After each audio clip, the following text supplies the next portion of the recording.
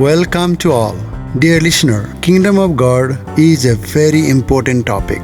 So we would like to invite you to join our devotion this year. The concept of the Kingdom of God is repeated throughout the Bible. This devotion was written by Dr. Peter Kamleshwar Prasad Singh.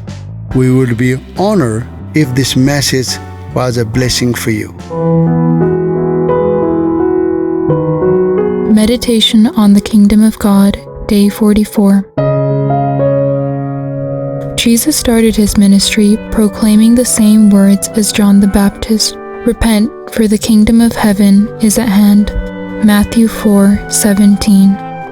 Kingdom of heaven or kingdom of God, both terms mean the same.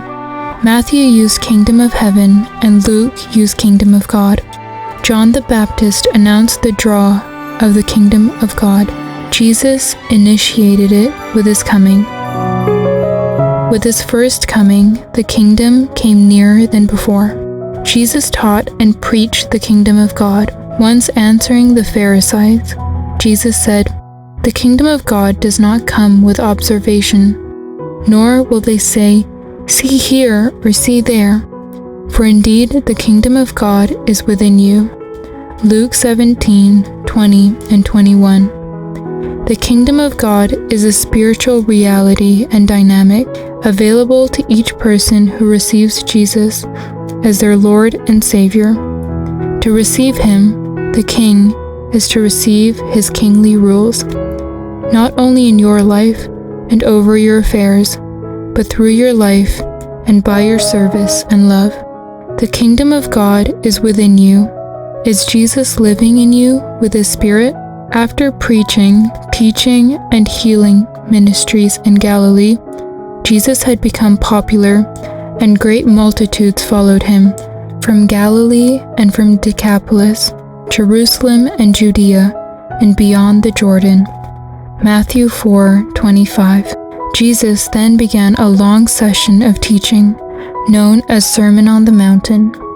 This is recorded by Matthew in Matthew 5:3 and Matthew 7:29. Its first part from 5:3 to 12 is called the Beatitude.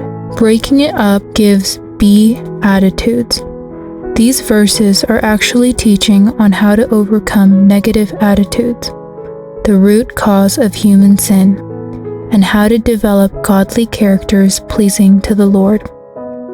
Jesus' first teaching was axing the basic root cause of all the problems in man, pride. In order to eradicate sinful natures, it is imperative to get rid of pride.